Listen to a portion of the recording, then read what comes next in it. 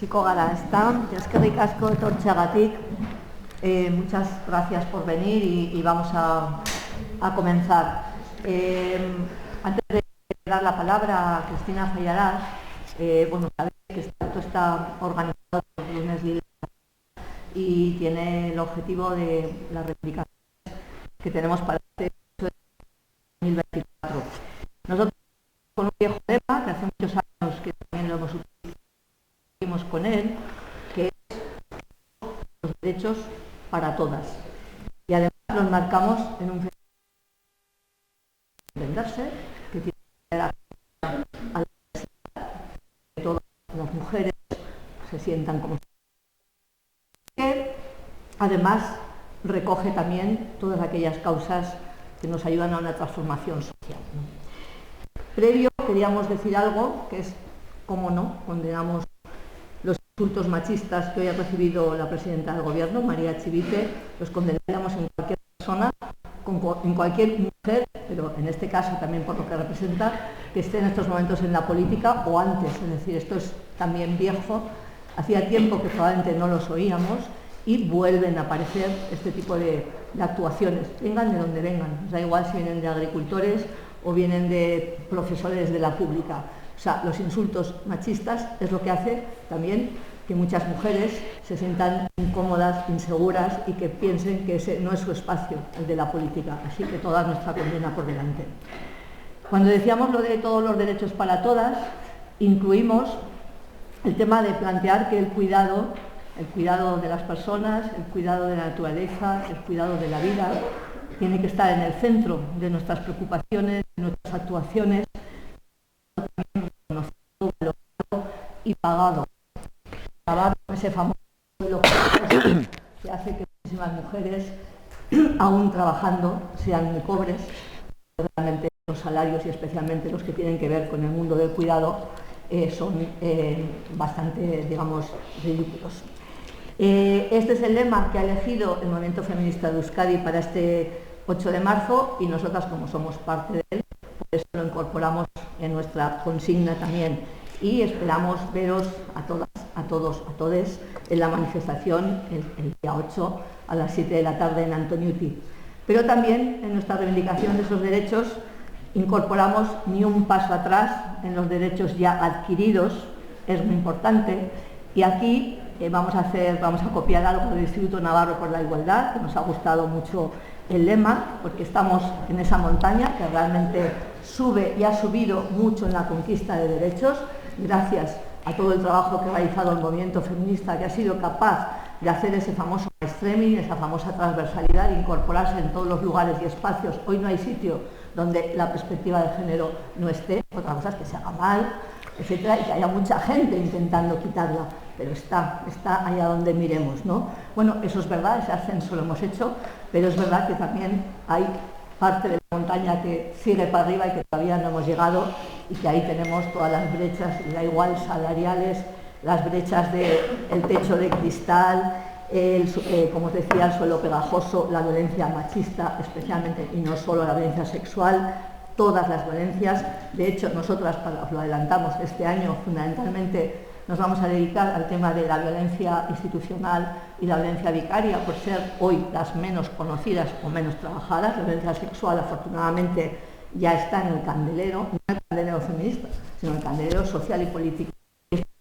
Que ha venido, desde nuestro punto de vista, desde el trabajo con Nagore Laffas hasta llegar a lo que se llegó con La Manada, y que lo refleja muy bien el documental, que estoy segura ya que habéis visto todas, todos y todes, de No estás sola, y si no lo habéis visto ya verlo, que merece la pena el cómo lo aborda el trabajo hacer, ¿no? Pero en esta, falta todavía la educación sexual, la libertad sexual para las mujeres esté garantizada, la educación sexual y afectiva sea de verdad una constante y sin trabas en todos los centros educativos, desde los 0 hasta que, en fin, hasta la universidad y allá donde nos encontremos. Lo que decía, los cuidados, la corresponsabilidad, los problemas de trata, etcétera. Por eso decíamos que ese lema de UNAID también nos ha parecido bastante acertado, y también llamamos a participar en todas las concentraciones que haya desde ayuntamientos y del Gobierno de Navarra a las 12, suelen ser, de la mañana, para que estemos en todos los lugares y también en los barrios, en todas las convocatorias que haya del movimiento. Aquí voy a hacer un inciso porque nos parece importante recordar, he dicho que nosotras analizamos e insistimos que el tema de la violencia sexual, el cambio de la mirada, del discurso, se produce desde la sesión de Nagore-Fash, y por eso volvemos a insistir que queremos que se abra cuanto antes el centro integral de las 24 horas de atención a la violencia sexual en Navarra y que además tenga como nombre Nagore-Fash. Nos parece también en este 8 de marzo del 2024 algo que hacen otros grupos, que es el reconocimiento del feminismo, su lucha y sus aportaciones en todo el mundo, ¿no? Y en Navarra, desde luego, un movimiento feminista riquísimo desde los años 70 en especial. Antes había otro tipo de movimientos, pero como tal, movimiento feminista muy rico desde los años. Además, es un hecho y un hito, y que se merece además un museo también, como otro tipo de luchas y planteamientos, ¿no? Por ejemplo, nosotros somos parte también de CONFIN, y lo que es el comunicado de CONFIN, pues así recoge la historia un poco de la lucha de estos movimientos y por lo tanto del movimiento en este año. Y en ese sentido también nos alegra mucho saber que muchas cosas que van a los presupuestos de Navarra, que han sido una imposible, es un genocidio, y desde luego estamos con todo el pueblo, pero especialmente y como siempre en todos los espacios, como ocurre con las mujeres, las niñas y los niños. Que sufren, digamos, de doble manera. Y también tenemos que decir que también nos ha gustado mucho, y tiene que ver con lo que voy a explicar ahora en relación con Cristina, la campaña que han lanzado los ayuntamientos y las técnicas de la red de técnicas de igualdad, porque efectivamente estamos viviendo la manosfera, nunca lo digo bien, o sea, esa presión constante a través de las redes diversas hacia las mujeres que son, digamos, referentes de las redes, a ellas nos callan a todas, ¿no? Y como dice Cristina, esos machos orgullosos, ¿no? Los machos orgullosos de su machitud son quienes están presionando realmente en todas las redes. Y aquí viene, pues también, no lo que va a hablar solo Cristina hoy, nosotras a Cristina la tenemos la palabra hace mucho tiempo, antes de enterarnos de lo que le ha ocurrido realmente actualmente con Instagram, antes ya lo vi también con Twitter, ¿no? Sí. Si no me equivoco, y es decir, esa presión o que te cerran la cuenta o que te hacen la vida imposible para que renuncies, ¿no? Y como dice ella, no le han cerrado la cuenta a ella, la cuenta solo a ella, nos han cerrado a todas las que estábamos denunciando también la violencia sexual y en general a todas las que queremos socializar y que realmente esto esté en el punto de mira de la política y sea abordado. Así que, con más motivo, de que nosotras la habíamos traído para hablar de se acabó, en el sentido de está y si no lo ves es porque no quieres, pero vamos a dar la palabra para que hable de eso y también lo sucedido últimamente, porque es todo nuestro apoyo y porque además lo tenemos muy claro, su cuenta es la nuestra, no es tanto por la cuenta como dice ella, sino por todo lo que hay ahí, que hay que intentar que le devuelvan todo ese material. Bueno, y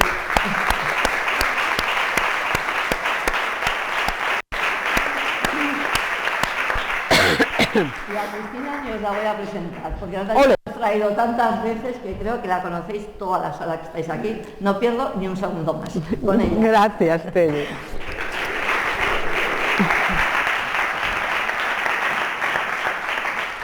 Ay, gracias, Tere. Gracias a Lunes Lilas. Gracias a las mujeres y los hombres también de Pamplona.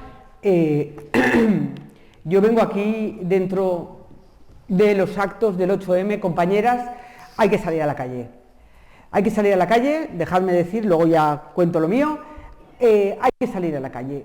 Nos están quitando las vías de comunicación, nos están apretando las tuercas en lugares donde creíamos que podíamos hablar, nos quedan las calles, no podemos dejar de salir a las calles. Así que este 8M, todas las convocatorias, me da igual que sean de ciudad, que de tu barrio, que de tu asociación, a la calle, compañeros. A la calle y que nos vean con fuerza, porque vienen tiempos muy feos. Hablaba ayer con un grupo de feministas de la Unión Europea que habían abierto una campaña de recogida de firmas para que abran la página donde yo volcaba los testimonios de las mujeres y me decían que están estudiando que está cayendo desde hace unos meses un porrón, una millonada de euros o de dólares en asociaciones antiabortistas. Lo pongo como ejemplo. De repente llegan a Europa millones de euros, millones de dólares a engordar asociaciones antiabortistas. Nada es casual, no vienen tiempos fáciles. Yo tengo a estas elecciones europeas, a lo que salga de ahí, y nosotras estamos en el marco de la Unión Europea. Si tocan eso, y todo indica que ahí va a haber un gobierno de derecha, o quién sabe si de derecha a ultraderecha, que acabará llegando a España, nos tiene que pillar fuertes, y nos pillará fuertes si estamos juntas. O sea, ya basta de tonterías, vamos juntas, vamos a la calle y vamos fuertes, compañeras, porque es que si no nos van a dar por todos los lados. Y yo venía a hablar del silencio. Yo vengo a hablar del silencio porque del silencio venimos y al silencio nos quieren devolver, ¿sí? Parece que hace mucho tiempo que nos narramos, parece que hace mucho tiempo, porque a las cosas buenas una se acostumbra pronto, parece que hace mucho tiempo que contamos aquello que sufrimos, aquello que nos hacen, aquello que vivimos, hemos vivido, y lamentablemente seguiremos viviendo, y no hace tanto tiempo. A poner un ejemplo que hace el silencio. Y como ejemplo me voy a... porque como sabéis que yo soy muy partidaria de que lo testimonial, lo que una cuenta modifica al resto, os voy a hablar una historia sobre mí misma y sobre cómo el silencio, que yo he vivido, yo tengo 55, voy a cumplir 56 este mes, estoy en la plenitud de mi vida, y se me nota, chicas, y se me nota. Estoy estupenda, pero cuando era niña y era adolescente yo sufrí abusos sexuales dentro del ámbito familiar. Los abusos sexuales dentro del ámbito familiar, sea el abuelo, el tío, el padre, el marido, el nuevo marido de la madre, el hermano mayor, son peliagudos. Son peliagudos porque son abusos, son agresiones sexuales que suceden dentro del ámbito de lo que debería ser el amparo. Quienes deberían ampararte o quererte o formar parte de un espacio seguro, que es la familia, sentido amplio o menor, me da igual, si te agreden sexualmente, inician, digamos, tu sexualidad, inician la violencia sexual de una forma que tú acabas relacionando amparo con violencia sexual. De manera que todas las relaciones que tengas a partir de entonces sexuales serán violentas, porque si no son violentas no las considerarás de amparo. Eso que tengas parejas que te violenten habitualmente. Yo de los 3 maridos que he tenido 2, joder, de rechupete, compañeras. Además de eso, te crean una hipersexualización temprana. Además de eso, te crean una disociación porque es muy difícil crecer llevando eso a las espaldas. Una niña, una adolescente, es muy difícil que comprenda eso, que comprenda lo que se ha leído. Con lo cual lo olvidas. Lo olvidas y generas mecanismos de olvido. Ese olvido produce una disociación para no sufrir tanto que te lleva a uno o a todos estos trastornos que os voy a contar. A trastornos alimenticios severos, autolesiones, abuso del alcohol o de las drogas, violencia extrema, violencia en familia, todo eso. Y cosas así, feicas.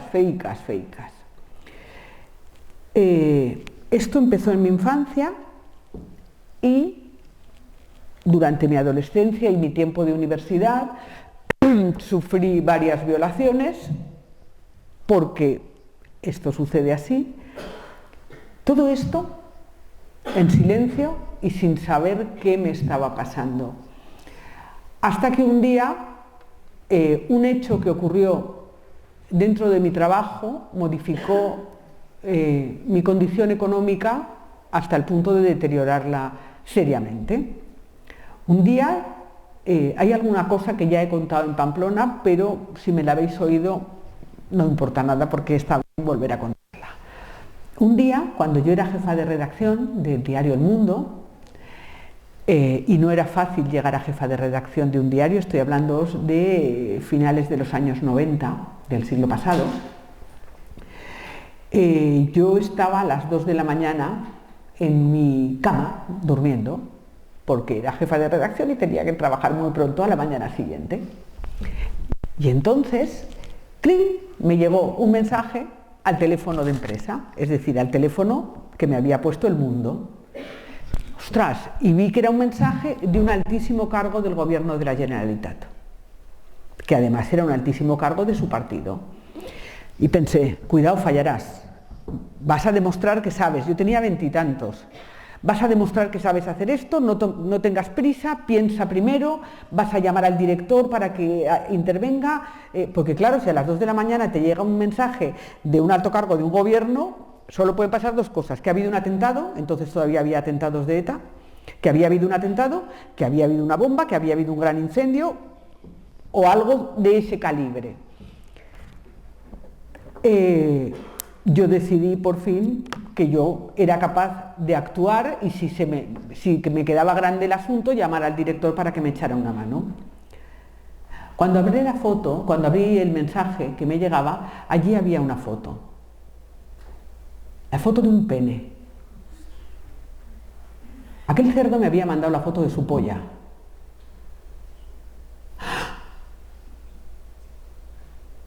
Se me cayó el teléfono de las manos, tuve una taquicardia gigantesca. Jamás había oído hablar de esto. Yo pienso ahora, si a mí me pasara ahora, con todo lo que hemos leído de agresiones, con todo lo que hemos oído contar, con todos los relatos que han circulado, pensaría, machiruno, una agresión machista, me voy y lo denuncio. Entonces yo no sabía nada más que un señor que tenía muchísimo poder me había mandado la foto de un pene a las 2 de la mañana. Y que yo esa semana iba a tener que entrevistarlo para la edición española de El Mundo. Por supuesto no pude entrevistarlo. No solo no pude entrevistarlo, sino que cuando llegué a la redacción le dije a la compañera que tenía al lado, Silvia, mira lo que me ha pasado. Y me dijo, venga, fallarás, ya te estás tirando a los políticos o qué, eres una zorra de verdad, tal y... Entonces entendí que tampoco se lo podría contar al director del periódico, porque si mi compañera y amiga me estaba diciendo que yo era una zorra y que me estaba tirando a los políticos porque me habían mandado un pene, imagínate lo que me diría el director. Con lo cual yo empecé a tener comportamientos extraños. Para empezar, no podía poner un pie en el Parlamento de Cataluña porque me aterraba la sola idea de encontrármelo. Me aterraba que me sonara el teléfono por la noche. Me aterraba ir a hacer una entrevista. Cuando me decía el director, no, Cristina, ve tú que eres la jefa de redacción. No, que vaya otra, porque claro, otras tienen que saber, entrenarse, tal. Aquello consiguió que yo me fuera a trabajar, que dejara el periodismo político y me pasara a hacer entrevistas de cultura, finalmente. Y poco a poco fue dando al traste con mi carrera. Porque se corrió la voz, aquella chica, o quien fuera, corrió la voz de que a mí se me podía mandar fotos de pollas. Y corrió la voz de que yo era una guarra. Nada de todo esto que os acabo de contar sería fácil que sucediera ahora. Porque si yo ahora a una compañera de trabajo le dijera, mira, que Ábalos, perdonadme, pero es que me viene a la cabeza, que Ábalos me ha mandado la foto de su polla. A esa compañera lo primero que me diría, con el yo sí te creo en la cabeza, es vamos a denunciar. O yo inmediatamente iría al director de mi periódico que activaría un protocolo. Puede que no fuera tan fácil todo, pero pasaría. A la luz de la sentencia de Dani Alves, es cuando una ve hasta qué punto ha cambiado esta sociedad. Es decir, yo en aquel entonces, si a mí me viola un futbolista y me violaron varios cantantes cuando yo pasé a hacer entrevistas culturales y varios escritores, dicho sea de paso, cuyos nombres recuerdo de todos, lo primero que haría es, si a ti te violan, lo primero que haces es ir, denunciar, sabes lo que pasa, sabes cómo funciona. Si te viola un futbolista, como esta chica, te vas a tu amiga, se lo dices. No te lo callas, yo me lo callé en todas las ocasiones, no te lo callas. Vais juntas al portero de la discoteca. El portero de la discoteca tiene un protocolo que ha activado Ada Colau por un lado como alcaldesa y el gobierno de el Ministerio de Irene Montero por otro lado. Se pone en marcha ese protocolo, llaman a la policía, te toman unas pruebas. Bien. Todo eso, compañeras, se llama romper el silencio. Este silencio, que a mí me ha llevado a sufrir un sinfín de agresiones sexuales en mi vida, y no soy la única. Cuando yo puse en marcha Se Acabó, Cuéntalo era diferente. Ahora, luego hablo de Cuéntalo. Cuando puse en marcha Se Acabó este mes de agosto, después de la agresión de Rubiales a Jenny Hermoso, yo me di cuenta inmediatamente de que las mujeres me estaban mandando mensajes a mí personalmente para que los publicara yo sin publicar sus nombres. Y pensé, sí, porque hemos pedido a las mujeres, de forma muy alegre, pon el cuerpo, pon el nombre, denuncia, pon la cara, pon tu cuerpo, cuéntalo, igual que el Me Too, lo hacías, lo denunciabas desde tu propia cuenta, con tu propio nombre. Es decir, hola, me llamo Cristina y a mí tal me hizo tal, o sin tal, hola, me llamo Cristina y a mí un político me enseñó la polla. Bien, de repente dije, caray, es muy difícil a cualquiera que haya hecho este ejercicio lo sabe. Para narrar en público una agresión sexual, primero tienes que aceptarla. Tienes que recordar qué ha sucedido, que hay muchas veces que la cabeza la borra por mecanismos básicos de protección y supervivencia, compañeras? Primero te la tienes que aceptar, después te la tienes que contar a ti misma, eliminando por un lado toda la espesura de la culpa, por otro lado toda la espesura de si yo participé o no participé, si yo dije, si yo hice, si yo, fuera todo eso. Y después entonces te la narras a ti misma. Acto seguido, te sientas delante de un teclado y la pones en palabras, porque no es lo mismo pensar que narrar. Cuando pensamos imágenes, sentimientos, hay una mezcla. Cuando nos sentamos a escribir es una palabra detrás de otra y las palabras tienen que ser exactas, compañeras. Imaginaos si además se lo mandas, como a mí, a una desconocida para que lo ponga en público.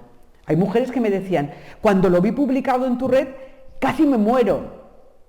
Y en cambio me salvó la vida, porque es un paso más. Es decir, todo lo que os acabo de decir son pasos y todos son dificilísimos de dar.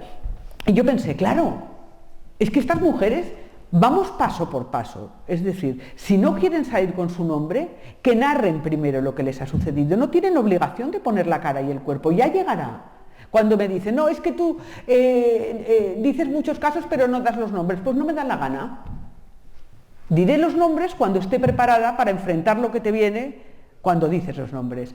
Porque yo tengo una conversación constante con una de las víctimas de Carlos Bermud. Carlos Bermud es el cineasta que denunciaron varias mujeres por agresiones de violencia sexual severa. Quiero recordaros que la última tenía sangre y vómito y de todo. Y, oye, ha pasado desapercibida como si no pasara nada. Una de las víctimas, que no dan su nombre, me dice, Cristina, estoy aterrada, tiemblo todo el rato. Es decir, no puedo ir a trabajar, no puedo comer, se me ha cerrado el estómago, del terror, después de narrar algo tan gordo, y del terror a que se sepa su nombre, etcétera, ¿vale? No tienen por qué saber su nombre. Y entonces yo empecé a colgarlas sin dar sus nombres. ¿Qué cambio hubo? Que cuando pasé del Cuéntalo al Se Acabó, es decir, cuando eliminé los nombres de las mujeres, esas mujeres ya no me contaban una sola agresión. De repente empezaron a contarme las agresiones sufridas durante toda su vida. Es decir, dieron el paso de coger la más grande y contarla a remontarse a la infancia. Cuando tenía 8 años mi abuelo me hacía, a los 14 unos chicos en el pueblo, a los 18, si tuviéramos aquí ahora mi cuenta de Instagram que está cerrada, os podría leer varias, que es lo que yo quería hacer, porque efectivamente teníamos planeado venir hace mucho tiempo. a los 14, a los 16, y hoy en día mi marido me penetra analmente sin que a mí me guste, punto. O sea, van desde la infancia hasta el hoy en día. Toda esa forma de narrarnos se aprende. ¿Cómo se aprende? Oyendo los relatos de las otras, sabiendo lo que narran las otras. Si yo, que llevo muchos años y tengo el lomo muy pelado con este tema, cuando se narran, en algún momento digo, ¡hola! Si eso me ha pasado a mí, no me acordaba. ¡Ostras! Si esto me lo hicieron a mí, no me acordaba. Si yo, imaginaos las mujeres que no se han parado a pensarlo. Bien, tenemos que preguntarnos, ese silencio previo a que nosotras habláramos, ¿de dónde viene y de quién es responsabilidad, compañeras? ¿Por qué sabemos al dedillo la alineación de todos los equipos de fútbol desde la Segunda República y no sabemos lo que nos hacen a las mujeres? ¿Por qué sabemos al dedillo los movimientos de la bolsa, que es un juego de machos, que no sirve para nada, para nosotras, para nuestro día a día, para vivir, y no sabemos lo que nos hacen a nosotras? ¿Por qué los periódicos se permiten el lujo de publicar movimientos financieros que a nosotras ni nos van ni nos vienen? Y no han narrado la violencia que sucede en las mujeres, que nos hacen a las mujeres, que sufrimos todas durante todo este tiempo. ¿Por qué han construido ese silencio? ¿Por qué hemos tenido que romperlo una a una? Pues evidentemente porque no querían que nos narráramos. Es decir, voy a poneros otro ejemplico que también pongo a menudo. Y también, este si nos queda en la cabeza está muy bien para explicárselo, porque este lo entienden hasta los niños pequeños y las niñas pequeñas. ¿Te acuerdas, Tere, que 2017 nos salió un año muy húmedo? 2017 nos salió húmedo, compañeras. Pues hay años que salen más húmedos y años que salen más secos. 2017 nos salió húmedo. Y como todos los años húmedos salieron más setas en el bosque. Aquí que tenéis mucho bosque lo sabréis. Y plop, nos salió una seta. Hostia, que tenemos un dictador enterrado en el Valle de los Caídos y no lo sabíamos. 2017, llevábamos 40 y tantos años de democracia y de medios de comunicación libres. Mira, por aquí. Plop, salió otra seta. Ostras, que está España llena de fosas comunes, de fusilados y fusiladas, y nadie los ha sacado. Plop, otra seta. Hostia, que el rey roba. Plop, otra seta. Que los curas violan. Ole, ole, que las monjas roban niños. Plop, otra seta. Plop, otra seta. Que hay un movimiento que es republicano. Plop, otra seta. Oye, que a las mujeres les tocan las tetas en el metro. ¿Qué pasa en 2017? En 2017, de repente, nos damos cuenta, nos enteramos, hasta tal punto que tienen que ponerse las pilas corriendo, empezar exhumaciones, exhumar al dictador, el rey se va a vivir lejos, el rey huye como un Borbón que es, y las mujeres arrancan el Me Too en 2017 y el Cuéntalo en 2018. ¿Qué está pasando en 2015, 2016 y 2017? Que aparece algo que se llaman redes sociales. Yo quiero deciros una cosa, las redes sociales os dirán que son horrorosas de todo horror. Miau. Son horrorosas porque hay fake news y difunden noticias falsas. Os voy a decir yo cuáles son las dos noticias falsas más gordas de la historia de España. Una se llamó "Hay armas de destrucción masiva" y otra se llamó "El atentado lo ha hecho ETA", en Atocha. Esas dos fake news las hizo José María Aznar, las publicaron todos los periódicos, radios y televisiones de este país y no le hicieron falta redes sociales. Quiere decir que la mentira, porque fake news quiere decir una mentira, ya era muy anterior. Pero peor que la mentira es el silencio. De repente, cuando nos damos cuenta de que podemos, tú te abres un Twitter, te abres un Instagram, te abres un TikTok y dices: "Hola, me llamo Mariana, que Manolo me ha tocado una teta". Y entonces en otro lado dice: "Hola, me llamo Juana, que es que a mí Manolo también me tocó la teta". "Hola, me llamo Enriqueta, es que a mí Manolo también me tocó la teta". ¿No te ha hecho falta montar un grupo de comunicación? Porque son caros, yo te digo que el grupo Prisa no se monta con unos ahorros. No te ha hecho falta montar una emisora, no te ha hecho falta invertir dinero. Y las mujeres, para narrarnos, ¿verdad?, nunca hemos tenido mucho dinero, ni nosotras hemos sido las dueñas del capital. De repente nos encontramos con unas herramientas que nos permiten comunicarnos y crear red que antes nos habían privado. Y preguntémonos por qué de nuevo nos las habían privado. ¿Por qué El grupo Prisa, el grupo Vocento, el grupo Godó, A3 Media, Mediaset. ¿Por qué todos los grupos de comunicación habían callado desde que Franco estaba enterrado con honras de Estado y el gobierno le ponía flores frescas cada día, fuera socialista o del PP, o que a las mujeres nos violan habitualmente, nos agreden habitualmente, que ninguna cobra lo mismo que los hombres, que nuestro trabajo es el triple o más, que no se nos atiende bien sanitariamente, que nuestros casos no están estudiados, que parir es un horror y que después de parir tu labor económica se ve mermada y te dejan en los huesos? Un detallico para los que no se lo crean. Yo siempre he pensado, qué malas son las compresas, joder. Qué malas son las compresas, porque es que a la mínima te manchas la braga. Es así. Malas, que funcionan mal. O sea, tú te pones una compresa y piensas, joder, con lo que yo he pagado esto no me sirve para nada. ¿Sabéis cuándo fue la primera vez que una industria dedicada a lo que llaman la higiene íntima, una industria dedicada a la menstruación, que cobra un dineral porque nosotras tenemos que pagar eso que nos pasa cada mes? ¿Sabéis cuándo es la primera vez que probaron el tejido de la compresa con sangre menstrual? En agosto de 2023. De 2023, en agosto de este año pasado, hace unos meses, por primera vez probaron una compresa con sangre menstrual, compañeras, que la probaban con tinta. ¿Cómo no se nos iba a salir? Pero las hemos pagado igual. En fin, eso es lo que ha... Bien, los medios de comunicación. ¿Quiénes son los propietarios de los medios de comunicación y qué sociedad construyen? Y esta es la base de lo que tenemos que preguntarnos. Los propietarios de los medios de comunicación, hasta hace nada, porque ahora ya son entes muchísimo más complejos, pero en España, hasta hace nada, durante todos esos 40 años que llamamos de democracia y eran también de silencio, compañeras, eran: 1. Todas las empresas del IBEX, que son empresas crecidas con sangre esclava republicana, todas ellas. 2. La Iglesia Católica, de cuyos crímenes imagino que todas sabemos, que son crímenes que se perpetúan hasta la actualidad y que es una fundación, lo siento por la que rece, que yo rezar lo encuentro estupendo, pero la Iglesia Católica es una fundación económica basada en el crimen, en la sangre y en el dolor. Y 3. Los grandes capitales internacionales y de aseguradoras. Y todos ellos además eran hombres blancos, ricos y heterosexuales en lo público. Todos. ¿Cómo van a querer que las mujeres alcemos la voz y digamos, ahora me pagas la parte que yo trabajo en la casa? Ahora me pagas porque yo trabajo 20 horas al día y tú 8 y te quejas y además te vas de putas cuando acabas.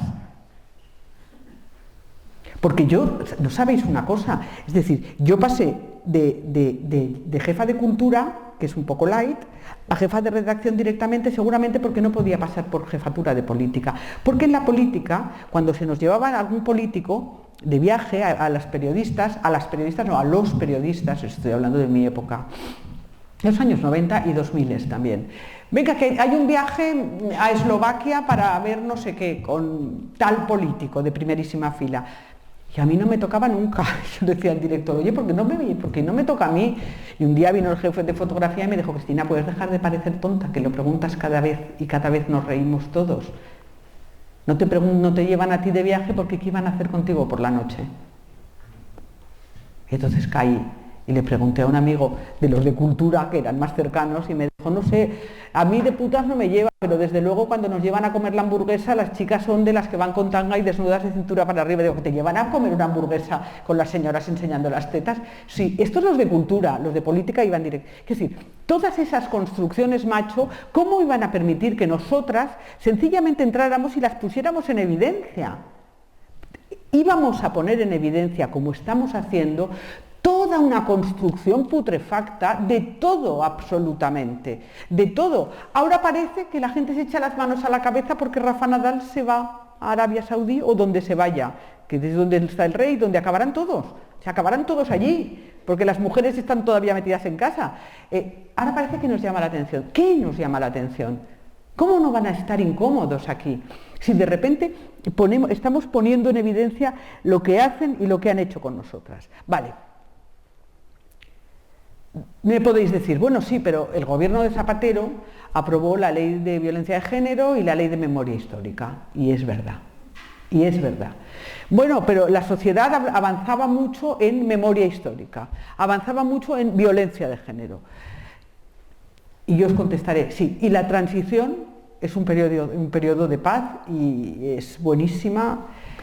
Es decir, España es un país, y con España todo el resto, pero me interesa España, porque estamos aquí, donde hemos usado la abstracción, conceptos abstractos, para limpiar la cara, para tender este silencio sobre el pasado que nos ha permitido no juzgar a los criminales, compañeras, compañeros. Es decir, yo recuerdo el día que Carmen Calvo, siendo vicepresidenta del gobierno, se sentó en una mesa y dijo con sus santos bemoles: la transición fue el mayor periodo de paz de España. Centenares de asesinados, miles de torturados y torturadas en las comisarías de esta que ya era una democracia, y todos los cargos del franquismo sin juzgar. Y Billy el niño, el mayor torturador, con sus medallas puestas, se murió.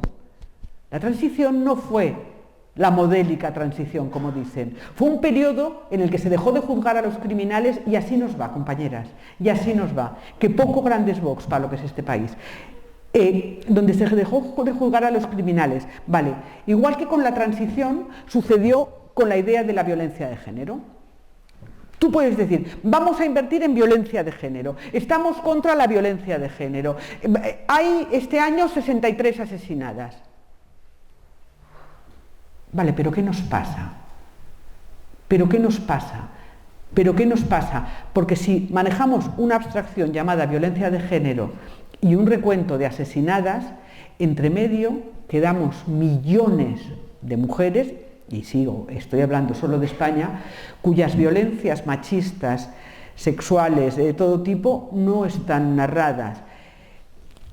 Y cuando vi en Me Too, pensé, la fuerza de esto no está solo en que todas apoyamos una causa, porque podíamos decir, vamos a firmar un manifiesto y que tuviera 5 millones de firmas y sería una barbaridad, sería buenísimo, sin duda sería buenísimo.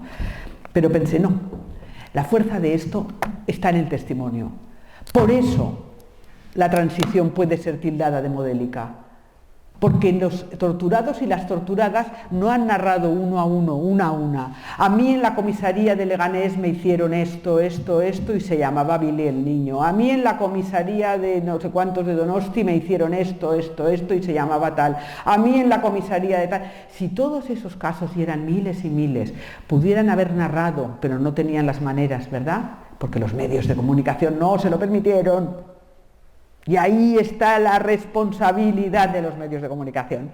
Si hubieran podido narrarlo, no habría podido salir una vicepresidenta socialista del gobierno y decir que era modélica. Vale, pues con la violencia sexual y la violencia machista nos pasaba lo mismo. Teníamos que relatarla una a una. ¿Para qué? Uno, para crear mecanismos de identificación. Es decir, si yo hubiera leído con 20 años, a mí mi padre, a mí mi abuelo, a mí mi tío, a mí mi hermano me hacía tal, probablemente habría empezado a trabajar eso y no me habría quedado un día de 2012 en la calle viviendo con un hijo y una hija de 3 años y un hijo de 9, porque el empobrecimiento al que me llevó el daño me llevó a vivir en la calle, compañeras, me llevó a perderlo todo golpe a golpe, violación a violación. Y yo muchas veces pienso, caray, si yo no hubiera sufrido esas agresiones de niña, ¿qué sería yo ahora? Compañeras, igual sería una premio Nobel. O igual tendría una casa en el campo y sería feliz criando vacas, no lo sé, pero no me habría pasado mi vida sufriendo y peleando contra el sufrimiento. Que no me quejo porque aquí estoy y es divino. Pero ¿qué sería yo si no hubiera sido por esas agresiones? ¿Y qué sería yo si cuando me seguían violando con 20 y tantos el cantante de turno al que le hacía la entrevista o el escritor de turno al que le hacía la entrevista, Yo hubiera sabido que se podía denunciar, pero no se podía denunciar porque nadie lo había hecho. ¿Y qué habría sido yo y qué habríamos sido todas si hubiéramos sabido decir a aquel marido que te decía tengo que hacerte esto, no me lo hagas por favor porque sí, ahora te aguantas? Si hubiéramos sabido decirle, no compañero, yo me voy porque tengo una red de amigas que me apoyan, porque las mujeres no son nuestras amigas sino nuestras amigas. Es decir, todo eso que nos hemos dicho, preguntémonos, sobre todo las mayores, qué habría sido de nuestra vida si no hubiera existido ese silencio. Y entonces pensé, vale, crean mecanismos de identificación, es decir, tú cuentas una cosa, tú dices, a mí también, a mí también, a mí también, me reconozco en lo que tú cuentas. 2, aprendes a narrarte. Cuando yo digo, a mí un familiar me violaba en la infancia y en la adolescencia y por eso tuve una sexualidad precoz y fui una cría hipersexualizada y por eso me acabaron violando en un váter de un bar cuando ni siquiera era todavía mayor de edad. De repente tú, esto que yo he dicho en una frase y que tú necesitabas un barullo de ideas para contarlo, aprendes a decirlo en una frase. Fijaos una cosa, yo he hecho mucho acompañamiento a víctimas de violencia para denunciar en Madrid, ahora hace tiempo que no hago, porque hay que centrarse, cada una tiene su papel. Pero era terrible, porque recuerdo una ocasión, había una mujer que su marido la obligaba a hacerle felaciones muy violentas y si no pegaba a los niños, si ella no accedía. Y entonces la mujer no sabía cómo contarlo. Y entonces la jueza, que era un juez entonces el juez dijo, mira, es que desestimo la denuncia porque el relato es inconexo. El relato de la víctima presenta contradicciones y es inconexo. Y le dijo a la abogada, ¿pero de qué se queja? ¿De que el marido pega a los niños o de que el marido la viola? O de que... Aquella mujer no había conseguido hilar la idea. Mi marido me obliga a hacerle una felación y si no lo hago, carga contra los niños y por eso lo hago. Pero cuando se lo explicaron al juez, el juez dijo, bueno, pues finalmente lo hace porque quiere, ¿no? Claro, bendito consentimiento. Un saludo desde aquí a Irene Montero, compañera. Ojo, lo hace porque quiere. No, no lo hace porque quiere, lo hace por unas condiciones. Bien, esa mujer, si hubiera sabido cómo narrarse, y eso aprendemos del relato de las otras, si sabemos cómo se relatan las otras, aprendemos a relatarnos nosotras. Y además creamos comunidad y dialogamos con el resto. Y a ti después te pasó, yo recuerdo cuando colgaba en Instagram los relatos, oye, ¿y a ti después te pasó qué? Ostras, sí, a mí me pasó qué. Y tú después, y te dijo esto, y una madre que ponía, no, es que claro, a mí me devuelve, para vengarse de mí, me devuelve a los niños desnudo. El padre, esto a mí me impresionó. Me impresionó tanto como la cantidad de abusos sexuales de los abuelos a las nietas, que es una cosa que me tiene consternada. Pero me sorprendió la cantidad de mujeres que cuando lo narró una, otras, pensaba que solo me pasaba a mí, el silencio. El padre se llevaba a los críos a pasar el fin de semana con él y se los devolvía desnudos a la madre para vengarse de ella. Desnudos, y los dejaba en el portal al niño y a la niña en pelota picada, completamente desnudos, sin braga, sin calzoncito, ni sin nada. Y de repente otra, a mí también me lo hace, les quita la ropa y se la lleva porque dice que es suya, y a mí también, y a mí también. Y de repente me vi en un hilo de conversación de un montón de mujeres que es algo que a mí no se me habría ocurrido y que seguramente esa primera madre que lo relató pensó que era una cosa que le pasaba solo a ella. De hecho empezaba, quizá esto no es violencia y quizá suene muy raro, pero que todas, muchas empiezan así. Sí, hija, sí, es violencia, es violencia. Y me sorprendió la cantidad de madres. Esa ruptura del silencio es fundamental, es fundamental. Y lo que está pasando ahora es tremendo. Porque cuando lancé Cuéntalo, lo que está pasando ahora es una bofetada a nuestra idea de que el silencio se puede romper definitivamente. Nada es definitivo, compañeras. Cuando lancé Cuéntalo, fue justo el mismo día de que salió la sentencia primera de La Manada, cuando dijeron que era abuso y no agresión. Cuando dijeron que era abuso y no agresión, yo estaba en directo en la tele, casi me da un parraque, o sea, tuve una conmoción gorda y de repente lancé un mensaje que era: compañeras, nos han hurtado este relato, porque yo pensé, ¿por qué? Si estos dos jueces y esta jueza han visto el vídeo que yo conozco, porque lo he leído, el relato de lo que hay en ese vídeo, el mismo vídeo que yo, donde hay una violación flagrante, evidente, palmaria, o sea, no sé, es que es tan palmaria que es que a nadie le cabe en la cabeza que eso no sea una violación. ¿Por qué dicen que es un abuso? ¿Por qué dicen que no hay violencia ni intimidación? Porque pueden, compañeras, porque pueden, para que no se toque eso. Y sobre todo porque, si yo a Tere ahora le cojo este anillo, me lo meto en un bolsillo y me largo, a eso lo llamamos robo. Si yo me llevo a esta señora a mi casa, a Madrid, y te escribo a ti y te digo, si la quieres recuperar, 200.000 euros, se llama secuestro, y todas lo sabemos. Si yo falsifico, se llama falsificación. Y sin embargo, esa gente no sabía a qué llamamos agresión sexual. Y pensé, compañeras, tenemos que narrarlo, porque en tanto en cuanto narremos todas las agresiones sexuales que conocemos, y son innumerables, ellos no podrán decir que no las conocen. Y sobre todo, porque si somos muchas, será irrefutable. Era imprescindible que resultara irrefutable. Es decir, que el relato... A ti, si tú decías, me pasa esto, decían, es mentira, miente, denuncia falsa. De repente, cuando lancé Cuéntalo, que era una tardecita, a los 2 días,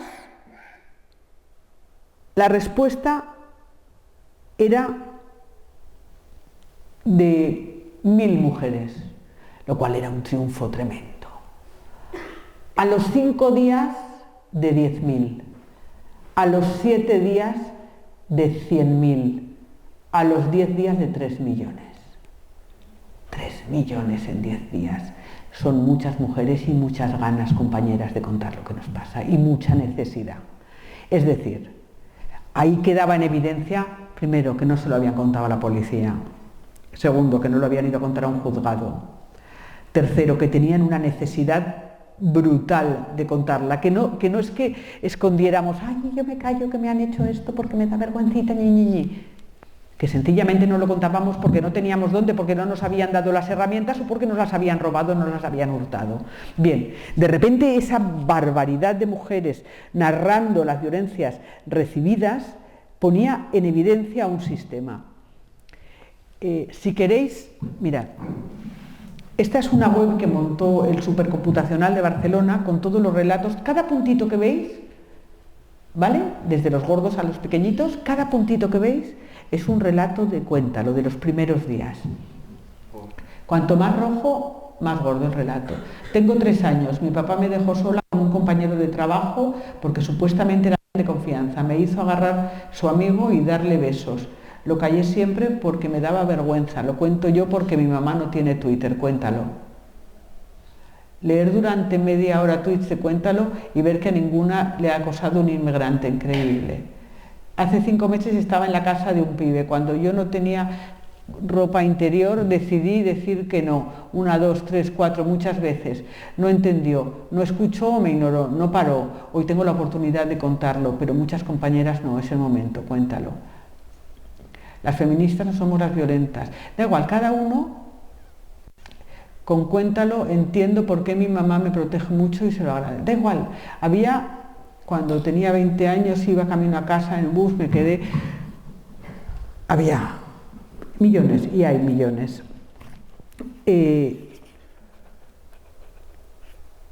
Esto conseguía que la narración de las agresiones sexuales fuera irrefutable.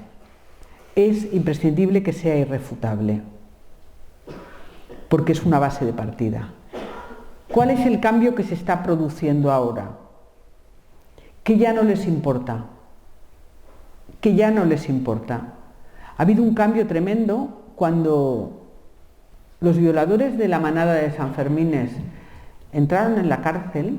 Antes, cuando éramos otra sociedad, cuando se decía, uy, un violador, cuando entra en la cárcel un violador, pobre lo que va a recibir ahí. ¿Os acordáis?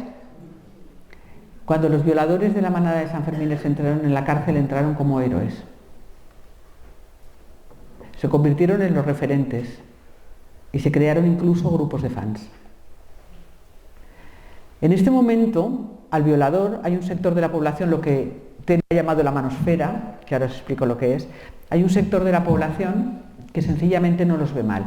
Es decir, de negarlo han pasado a unirse para apoyarlo. Y me cuesta decirlo porque es durísimo decirlo, pero hay que decirlo.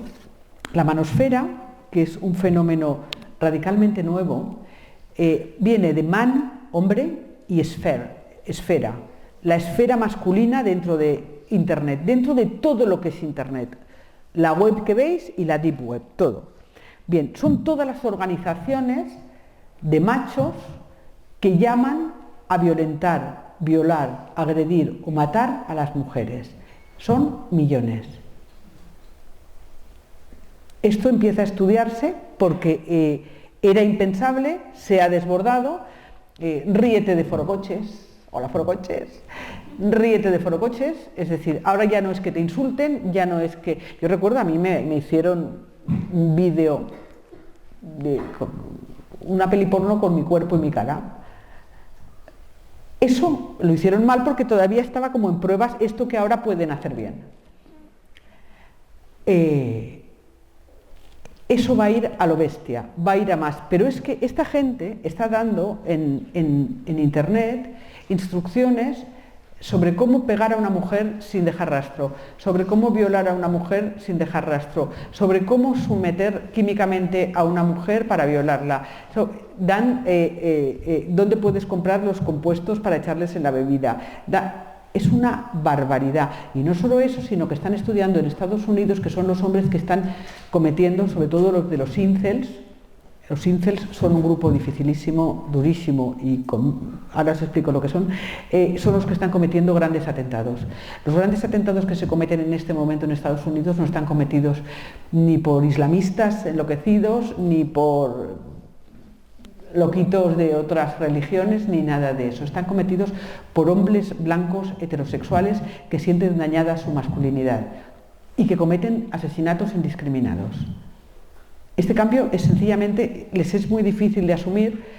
Hay un libro que se llama Los hombres que no aman a las mujeres, ahora busco la autora. ¿Cómo? ¿Perdón? No la novela, un ensayo. Laura... Dime. Aquí en España puede ser. Es de Laura... Vale, gracias. Este libro cuenta los entresijos de estos grupos de hombres. Es decir, hay una oleada machista que sencillamente ya no necesita negar la violencia contra las mujeres porque la asume y presume de ella. Ese grupo de machos, entre ellos está Milei, presidente de Argentina, Trump, que será presidente de Estados Unidos, y todos los líderes de los grupos de extrema derecha europeos. Esa gente gobernará, como gobierna Milei. Esa gente empezará a tener cuotas de poder y esa gente empezará a volcar dinero, entre otras cosas, en los movimientos antiabortistas, porque será contra nuestro cuerpo, contra lo que avanzarán. Paralelamente, Laura Bates. Es buenísimo porque te explica con detalle en qué consisten estos grupos de hombres que en las redes te enseñan cómo maltratar, matar y violar a mujeres. Y son, insisto, millones de hombres. En este momento están ocupando esferas de poder. Están ocupando esferas de poder hasta el punto de que en España, en la mitad de España, en más de la mitad de España, gobierna la derecha con la ultraderecha. Y si no necesita la ultraderecha es como en Madrid, porque yo vivo en Madrid, que vivo en el infierno con el demonio dentro, no necesitan a la ultraderecha porque son ultraderecha. Yo vivo en un horror de lugar, en un horror de ciudad, en un horror de comunidad autónoma, en un horror en general, con un horror de presidenta y todo horroroso. En serio os lo digo, qué suerte tenéis en general. Entonces, en más de la mitad de España está gobernando la extrema derecha, porque cuando la derecha gobierna con la extrema derecha, es extrema derecha. Esos pasos serán dados esos pasos. ¿Qué tenemos nosotras? Tenemos nosotras que ya estamos en red, que ya hemos aprendido a comunicarnos, que ya no somos esa niña sola, como era yo, que fue recibiendo agresión tras agresión porque no tenía quien agarrarse. Lo tenemos esas redes y será importantísimo que las usemos. Y será importantísimo que tengamos en cuenta que no es que no lo sepan, es que no quieren verlo. Que si no nos ven es porque no miran. Que no es que no lo entiendan, que lo entienden. Es decir, que el machista ya lo sabe todo, que es que llevamos desde 2017 contándonos, compañeras, de violación a violación, grupito a grupito, todo lo saben. O creemos que son tontos, porque si creemos que son tontos los metemos en un sitio así apartadicos y que se mira, podemos hacer Madrid para los tontos y el resto vivimos fuera, se los dejamos a ellos. Quiero decir, claro que lo saben y no necesitan ya ni negarlo. Ojo hacia dónde vamos. Lo que tenemos que tener claro, y con esto acabo y pasamos a la charleta si queréis, es que estamos juntas, hemos tejido muchas redes, nos las van a cerrar, nos van a poner todos los impedimentos. Yo me fui de Twitter porque después de lanzar Cuéntalo, todos los insultos, yo llegué a recibir 1000 insultos por minuto, 1000 agresiones por minuto en Twitter. A mí llegó a llamarme, a escribirme un agente de Twitter, ¿sí? La señora Twitterita, para decirme, usted está en riesgo porque ha pasado los extremos que solemos ver de agresiones. Pero eso aterrizó en la calle. A mí me empujaban por la calle, me escupían por la calle, me pegaron por la calle, marcaron mi puerta con una cruz, amenazaron a mis hijos de muerte en público, me amenazaron a mí de muerte, por supuesto, todo el rato. Pintaron una cruz en casa estando la niña pequeña dentro, nos tuvimos que cambiar de casa, nos tuvimos que cambiar de barrio, no me daban de comer en los bares, no me ponían una caña. Bueno, no os podéis imaginar, viví el infierno en la tierra. Eso ya es del pasado. Dejé Twitter, ahora es mucho más silencioso todo. Ahora no hace falta que todos esos machos furiosos se metan conmigo. No hace falta que todos esos machos furiosos vengan y me acorralen en una red social. Es la propia red social, en este caso Instagram, quien decide, te apago. Que yo confío en que me la devolverán, por lo menos para poder sacar los testimonios de las mujeres. Pero no tienen por qué, porque si no les da la gana no tienen por qué. Pero el cambio es sustancial. No es que me haya ido por amenazas, agresiones, etcétera, porque no las he permitido, no han cabido. En Instagram no ha sucedido eso. Y como no ha sucedido, la red te cierra. Es decir, Twitter tiene un mecanismo, Instagram tiene otro, pero sea cual sea el mecanismo, acaba expulsándote o callándote. Y por eso la importancia de las pequeñas redes tejidas, las redes locales, las redes de compañeras, las asociaciones y el encuentro en la calle para que vean nuestra fuerza y nos vean juntas y para estar juntas verdaderamente. Porque lo estamos, hostias, porque lo estamos, Tere, y porque nos ha costado mucho llegar a donde estamos, y nos ha costado mucho sufrimiento venir hasta aquí. Y cuando nos hemos narrado y nos hemos dicho, compañera, estoy contigo, compañera, yo sí te creo, vamos allá las dos juntas, eso ha costado sangre y sudor. Vale, pues que no lo puedan deshacer. Muchas gracias.